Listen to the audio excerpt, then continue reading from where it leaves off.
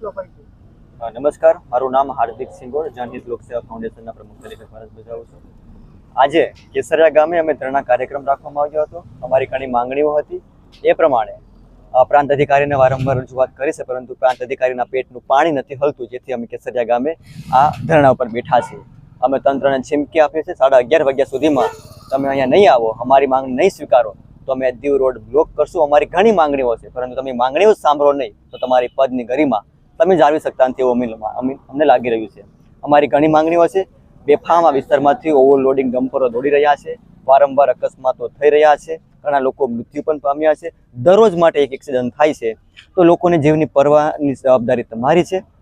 અપેક્ષા છે કે તમે અમારી વાત સાંભળશો. નહીં સાંભળો તો અમે આજે 11:30 વાગે દીવ રોડ છે તે બ્લોક કરશું. આ વિસ્તારમાં મોટા પાયે માટીનું ખનન પણ થઈ રહ્યું છે, પરંતુ તમે પરમિટ આપી હોય તો અમને કંઈ વાંધો નથી, પરંતુ અમારા લોકોને તમે મારી રહ્યા છો એ જવાબદારી તમારી છે. એટલા માટે અકસ્માતો રોકવા, કેસરિયા દીવ રોડ ઉપર સ્પીડ બ્રેકર બમ્પ બનાવવા અને ઘણી માંગણીઓ સાથે જે રીતે કાચબાનું મોત નિપજાવ્યું છે, તો આરએફઓ મૂંગા બેઠી ગયા છે. આરએફઓની જવાબદારી હતી કે વન્યજીવનું મોત થાય તો એના પાછળ ગુનો દાખલ કરવામાં આવ્યો છે, પરંતુ આરએફઓ પણ આ માફિયાઓના દલાલો બની ગયા હોય એવું અમને સ્પષ્ટપણે લાગી રહ્યું છે, કારણ કે કાર્યવાહી થવી જોઈએ નથી થઈ.